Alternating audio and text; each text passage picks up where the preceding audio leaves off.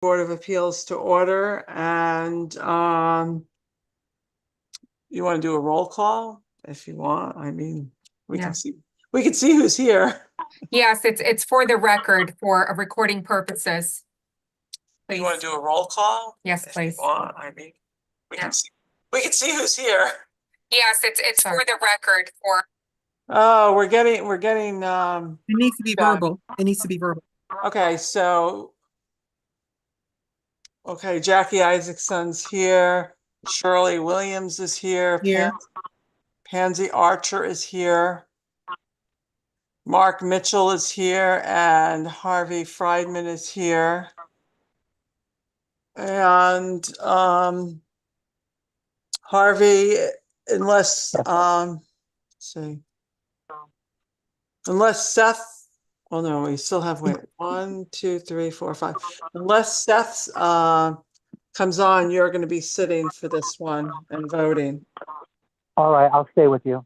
Okay, so unless he comes on right now, and before we start.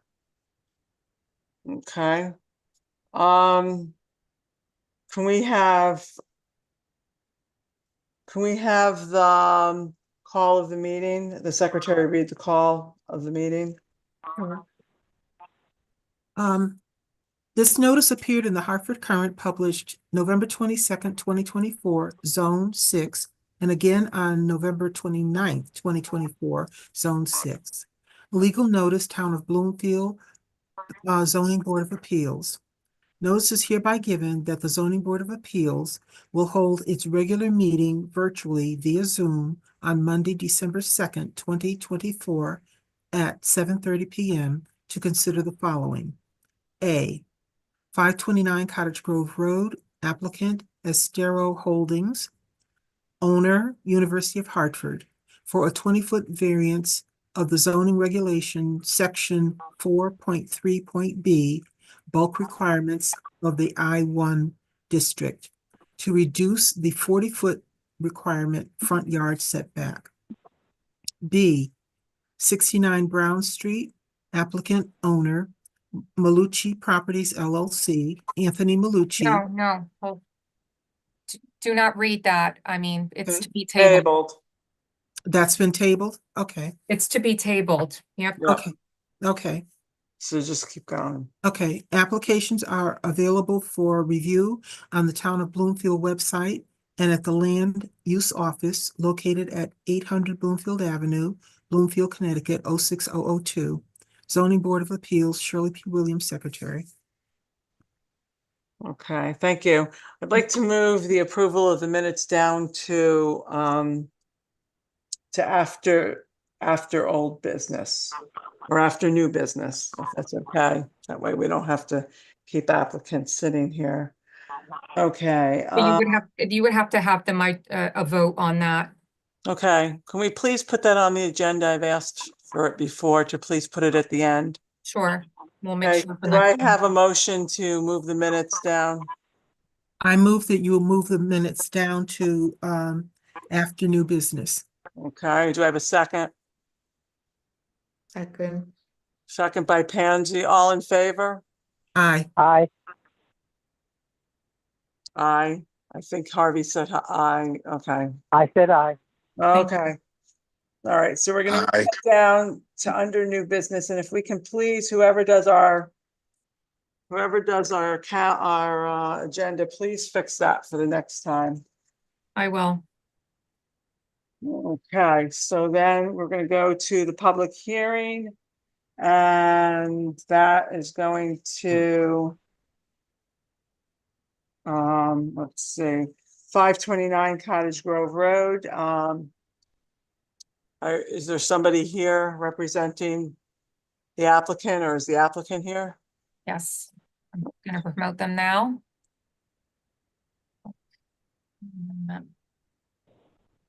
I'm promoting Jim Cassidy.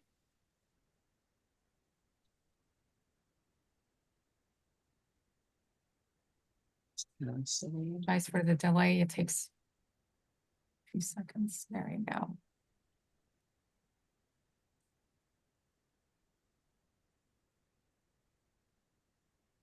Good evening. For the record, my name is Jim Cassidy. I'm a professional engineer and principal with the firm of Halsey, Pearson Cassidy. Linda, can you also promote Mark Giadavo? Oh, I see you did. Okay, thank you.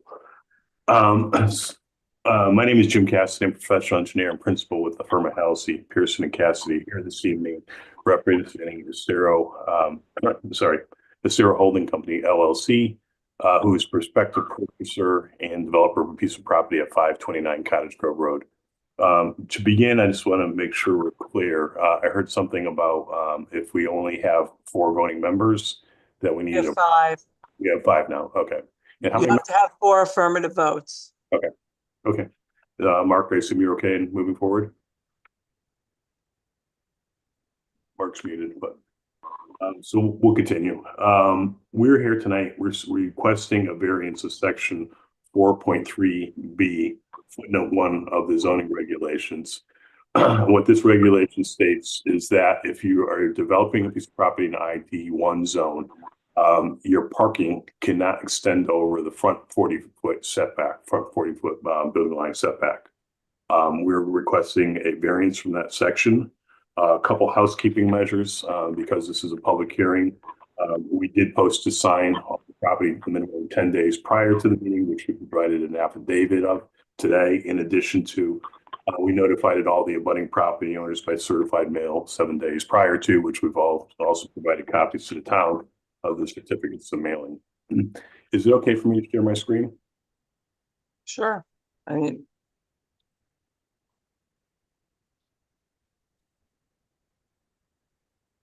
So the first slide I have up is an aerial photo of the property that we're talking about this evening. The area that I have outlined in blue is the overall property. The address of the property is 529 Cottage Grove Road. Has a total area of 4.4414 acres. Cottage Grove Road is on the top, where my hand is right now. North would be pointing up. The property is situated between the railroad tracks that cross Cottage Grove Road, and then off to the west or to the left on this page would be Northwestern Drive. Immediately to the west is the position like an office building. To the rear of the property is vacant land, additional land that's owned by the University of Hartford also. As I mentioned, the overall property is 4.14 acres. When you take a look at the site, what you're going to find is that it's severely restricted by areas of wetlands, which are shown in teal on this map. The wetlands area could total of about 0.6649 acres. In addition to the entire rear portion, including the wetlands, the area highlighted in yellow is all designated flood zone. That flood zone area is about 1.74 acres. So in total of this entire piece of property, we're actually restricted by more than half. Again, the overall property area is 4.4414 acres. If I take away the floodplain and I take away the wetlands, I have about 2.075 of actual non-restricted area for these uses, or less than half the overall property. What we're proposing to do is to develop this property with a small retail development. We're looking at putting up a building that's about 15,500 square feet, represented by the town tan rectangle on this map. Primary access to the property would be through Cottage Grove Road. Because Cottage Grove Road is a boulevarded road in this section, it'd be restricted to right turn in, right turn out only.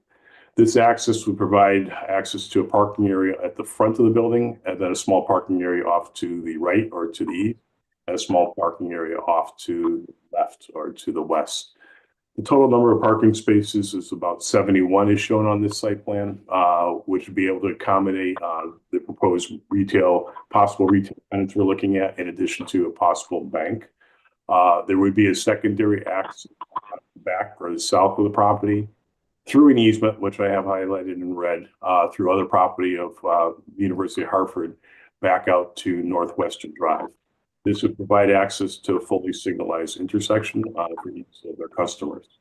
In addition to, we're going to look at having an access around the back of the building. This access would be used primarily for loading, possible drive-through lane for the bank at the far right or east end of the building, and then also bypass lane and a couple of dumpster enclosures. So all the, I will call them the house operations, will be located to the rear of the building, away from the public view. The storefront and the parking would all be to the front. Excuse me.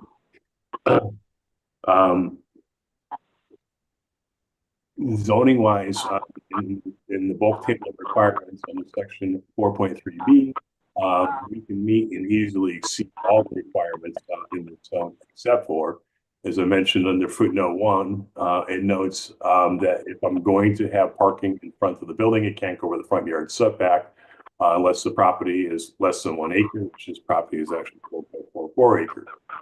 So we're here tonight seeking a variance from the section 4.3B1 to allow for parking over the front yard setback. If I blow up the drawing and look at this specific area,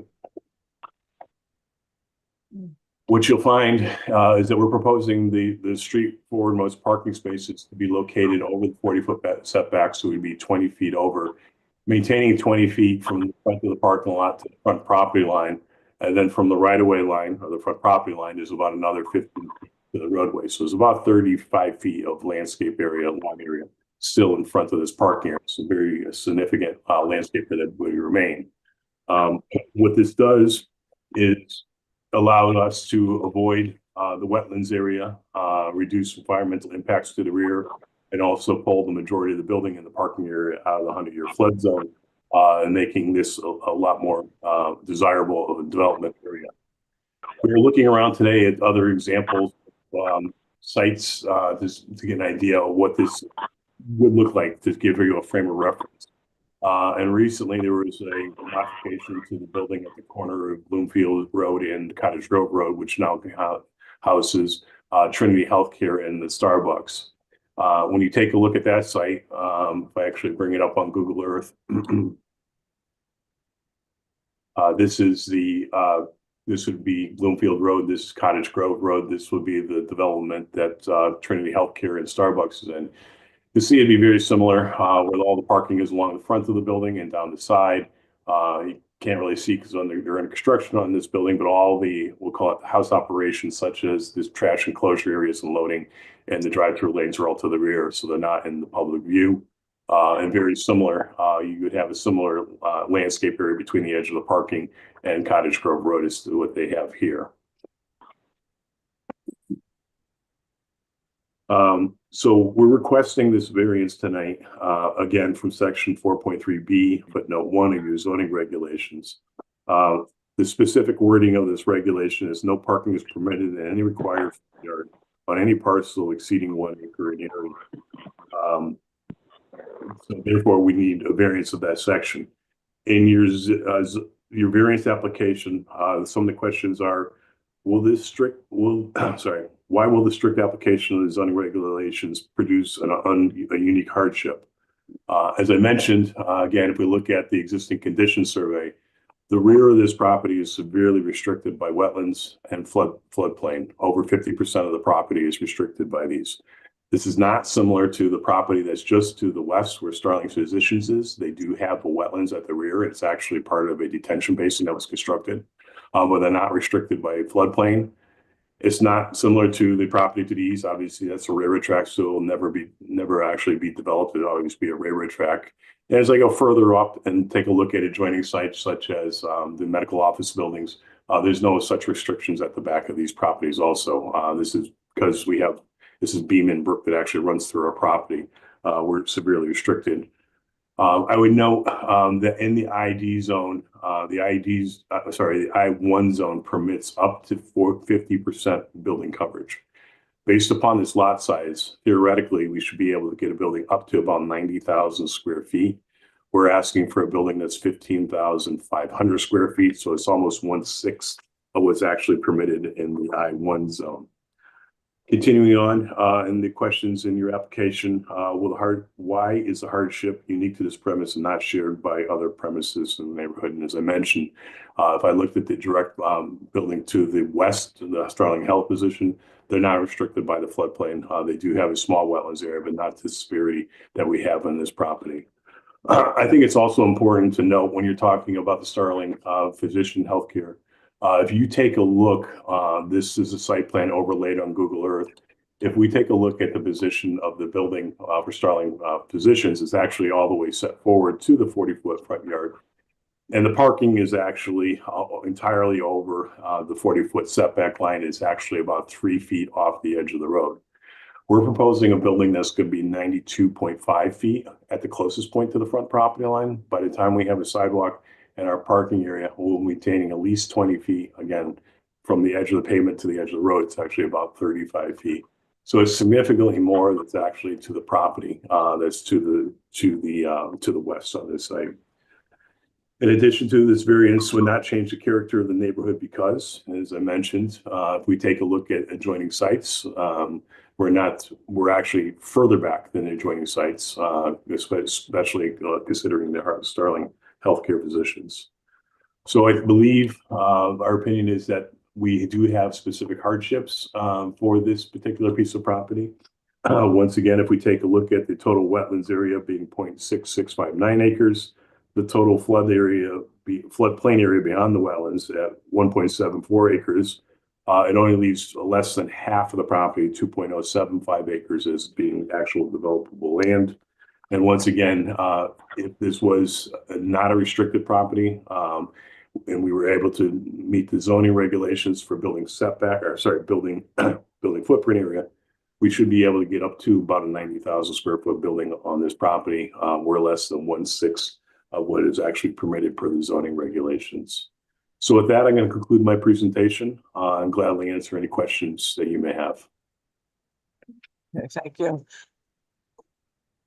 What is this building? What's going to be housed in this building or? Sorry to jump in. It's primarily retail use. We don't have a specific tenant yet. We have one tenant that's interested in I'll say the far west end of the building, but it'd be a retail use. We're setting it up for other retails and then possibly a bank at the far east end. We're trying to provide enough parking to not only provide for the retail use, but your banking use requirement parking is a lot higher at 8 spaces per 1,000 square feet. And also the potential for maybe some small type of restaurant in one of the spaces within this building. So it'll be very similar to the recently improved building at the corner of Bloomfield and Cottage Grove Road, where Starbucks and the Trinity Healthcare is. All right. Thank you. Anybody else have any questions? I'd like to know, how many businesses do you foresee being in this building? A maximum 5. Okay. We divide it into 5 tenant spaces. Okay. Based on being prospective tenants for the area. Anybody else?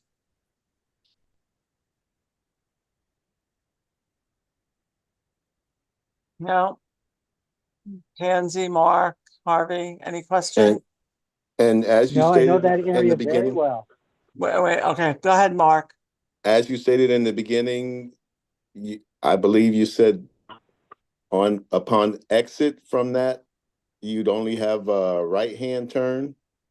So the main driveway along our frontage to Cottage Grove Road, because it's restricted by the island on the other side, in the median, we're restricted to right turn in, right turn out only. Right. If somebody wants to make a left or head west down Cottage Grove Road, or if they're headed west, presently down Cottage Grove Road, want to come into the site, they would have to come in through another driveway off of Western Drive through the back of the property. Oh, okay, so they're gonna be able to come in and out through behind that other building on Northwest. Yep.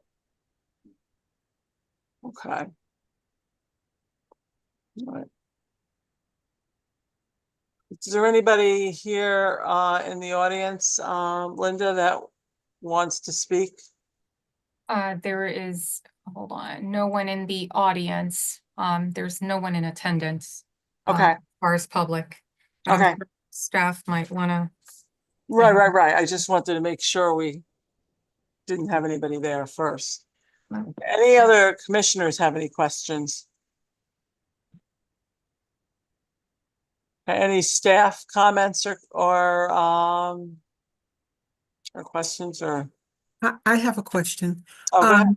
Because of the significant wetlands, have you gone before the wetland commission, or are you going We're before? going to be going to wetlands for approval. We have had an initial meeting with staff Okay, on this application. okay. And, you know, the impression I got was it was a good idea to try for this variance to be able to pull away from that wetlands and pull out of the floodplain. Okay. Okay. Yeah, usually they come here and then go to wetlands. Linda, did you want to Right. speak? Yeah, I want to speak real quick. So we have our new zoning enforcement officer, Alex Samalot, who will, give us brief comments, on the staff report you all received, which was all very technical, and from the regulation. I only have one question because I just, I didn't realize this and, I didn't look at this before the meeting as, I know we have our new CEO who is, or perhaps is in his comments.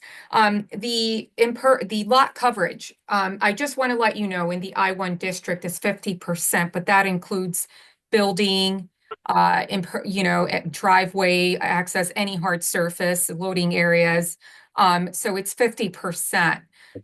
Do you have the calculation for that? I'll be far under it. I don't have the exact number, but I'm far under 50%.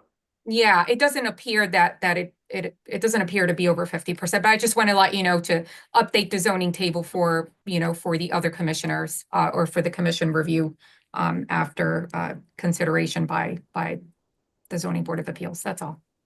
Thank you. Okay. And so Alex, did you want to speak? Yeah, I mean, if you're looking for more details, you can, if you haven't already, you can read my memo.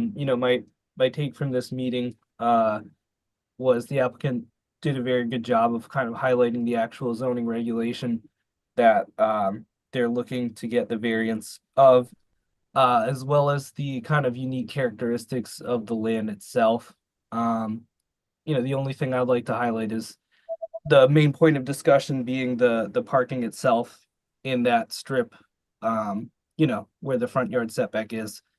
There's not a significant amount of discussion required for the variance on other aspects of the development. I would like to just ask one more question. I think you covered this. Did you say there were 70 parking spaces? We're showing 71 parking spaces. 71, okay.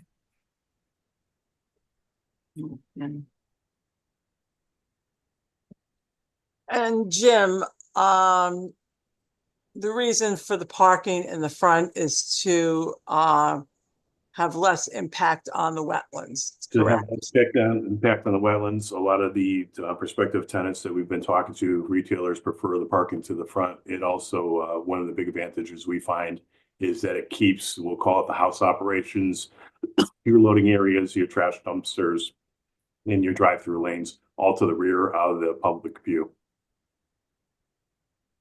Okay. Is there anybody else that has any questions or comments before I close the public hearing? Everybody's all set then? Jim, you're all set? I'm okay. Are you okay, Mark? You're on mute. Mark here? Got Mark? No, I don't see him. Just thumbs up.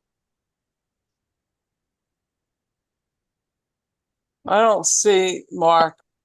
Mark did out. He's here. So Oh, he is? Okay, because it's. He's here. it's up. It's all right. Can you hear me? Yes, there you go, Yes, Mark. now we can. Oh, sorry, beg your pardon. I was listening. No, I think Just I give your think Jim's, Can you just state your name so it's on the record, please? I'm Mark Diodato, and I'm the managing member of Estero Holding. Thank you. Go ahead. You're welcome. I think Jim did a good job of explaining exactly what we're trying to accomplish. Okay. All right. Okay, so I am going to close the public hearing. Does the commission want to discuss it, or does somebody want to make a motion? Is there any discussion amongst the commission members? To remove the shared screen. I can't hear you. Remove the shared screen. Yep, thank you. When you make the motion, I'll see who's doing it. Okay, go ahead. All right. Who's making a motion? Shirley? Sure, I will. Oh, thank you, Shirley. I move that we approve the public hearing or the application of 529 Cottage Grove Road. Applicant is Estero Holdings, owner is University of Hartford, for a 20-foot variance of the zoning regulations, section 4.3.b, bulk requirements of the I-1 district, to reduce the 40-foot front yard setback 20 feet to reduce, I'm not reading this right, I'm sorry. To reduce the 40-foot front yard setback 20 feet to reduce impact to the wetlands. And do you want to state that the hardship being that because of the wetlands and the floodplain? Yes, the hardship is that there's significant wetlands on this land, and they're having the parking in the front of the building because of the wetlands, and they're moving the building forward. Do I have a second? I second. Thank you, Mark. Okay, all in favor? Aye. Aye. Aye. Okay, Harvey, I'm not sure I heard you. Aye. I know that area very well. And you're voting yes. Okay, so that Yes. is 5 affirmative votes. And that's all there is. It's 5 people, so. Thank you very much. Thank you. Okay. All right. Linda, is it going to be you or Alex to bring us up to date on old business there? I'm most familiar with it. 56 Tunxus Avenue, just as you are all aware, this was a variance with Two Brothers Auto LLC at 56 Tunxus Avenue, appealing the decision of ZBA. The court case, there was a mediation that was moved to January 14th. So we won't have, originally it was before, but it was moved. So I apologize. Shouldn't we do 4B, tabling it? oh yeah, so sorry. Thank you, Joyce. I agree. Oh, okay. Just a table to the next meeting, take a vote on that. Okay, do I have a motion to table B, the 69 Brown Street?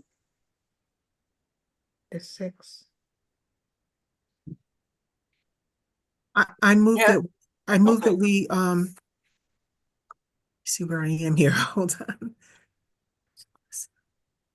I move that we table the 2 January 6, 2025, 69 Brown Street appeal to a cease and desist order. Applicant and owner is Anthony Malucci, care of Malucci Property LLC. Do I have a second? I second. Thank you, Mark. And all in favor of tabling? Aye. Aye. Aye. Mark, okay. All right, so it's 5 ayes to table it. Thank you. Okay, sorry about that. All right, Linda. All right, thank you. As you may all be aware, I'm not sure if every board member here was present at the hearing for 56 Tunxus Avenue. But it's regarding the excessiveness of storage of vehicles on the property that are not for sale, but for repair, but to be sold. So they were limited to 25 vehicles on the lot, and they have way more than 25, and also parked in areas where is not meant to be or was ever designated as parking spaces. So long story short, the appeal went to court. The property owners appealed it and is still pretty much pending. And there is a mediation scheduled for January 14th. So I hope to have more of a finalized, I guess, hopefully. Have they ever given us a plan? No, No, we've been asking for that for what, 2 years now? correct. Mhm. Aside, yeah. And have they done anything with their other piece of property that they, Highland? own? Yeah, were- I there don't was- know. I'm sorry, go ahead. Yeah, the one that was approved, they did receive a special permit. I don't wanna, how can I say, don't wanna speak more. This is still like in litigation. Okay. I don't wanna get into the details of it, but I just wanna let you know that it's still pending and, I will definitely, or hopefully, provide you with more details at the next, hearing. And our town attorney, well, one of the representative for the town attorney, Joe Burns, will be attending the meeting, Okay. hopefully for January 6th. So if we don't, I'm hoping to have more information by January 6th if possible, but if not, and hopefully by then they may have submitted a site plan by then. And we can just, I guess, discuss it further. Okay, thank you. Thank you. Alex, you want to introduce yourself to us? Yeah, I guess it's about that time. Yeah, so my name's Alex Samalot. I'm the ZEO as of September. But seeing the way that, ZBA can meet in many towns, this is the first time you all are meeting me. So I'm excited to come aboard the Bloomfield team and you'll be seeing more of me.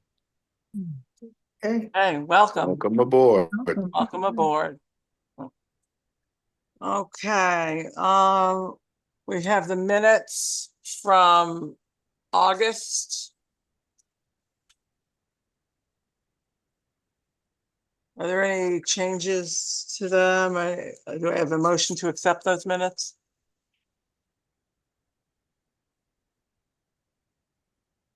I'll motion to accept the minutes from August, the August meeting. Okay, thank you. That's Mark. I second the motion. Okay. All in favor of the motion? Aye. Aye.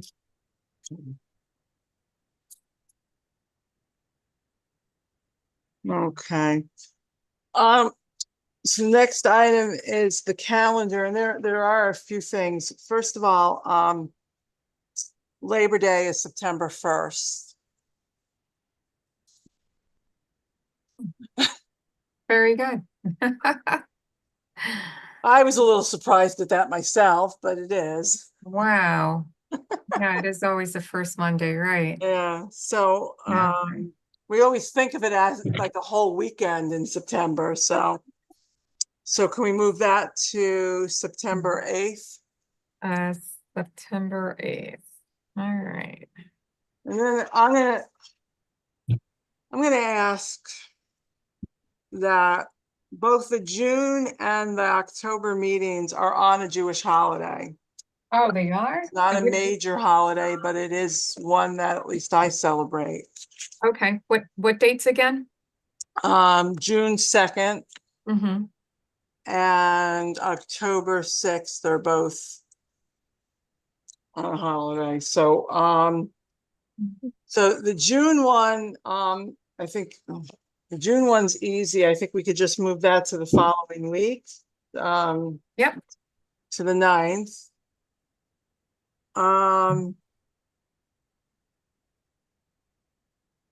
The one for October is a little bit more difficult because the second Monday is also a holiday, so we would need to go to a Tuesday, maybe.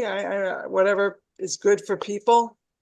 The Is it- town does not, the town is open. Oh, it is. Mm-hmm. Oh, okay. Yeah, I don't have a problem with it. If we go to the 13th, is that okay with everybody? Fine. October 13th, okay. All right. So October 13th, and everything else looks good. Anybody else see anything? A problem there? Do I have a motion to accept the meeting schedule as amended? I move that we accept the meeting schedule as amended for 2025. Thank you, Shirley. And do I have a second? Second. Pansy, thank you. And anybody, does everybody vote for that? Is that, Yes, aye. yes? Aye. Aye, Aye. aye. All in Aye. favor, thank you. Opposed, abstentions, none, okay. Okay, that brings us to the end here, unless you have anything else for us, Linda.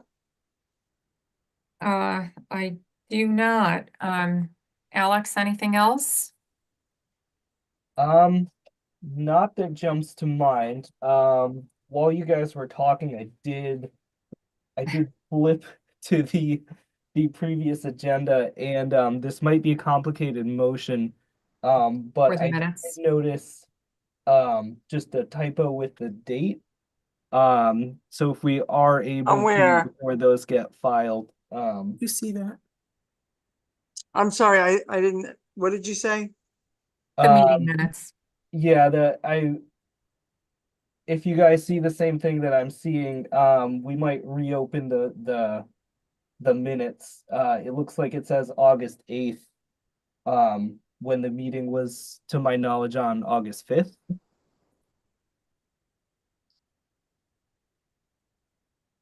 There are typos to the meeting minutes up top. If Yeah, everyone- I understand what he's saying. And it was the 5th, correct? Is that what you're saying? Yeah, that's all. 2025. As long as you've got the calendar and you got it there, yeah, it was the 5th. I've made that So, change. we need to go back there, right? As amended, As amended, okay. as amended. But do we have to vote on it again? Or no? It's as amended. Okay, Yes, you would technically, the Okay. correct way would be to, to reopen this, consider it as amended, make a vote to, amend as Yeah. amended. Okay, so we're gonna reopen the approval of the minutes for August 5th, 2024. And the amendment to the minutes is that it was August 5th and not August 8th. And do I have a motion to accept them as amended?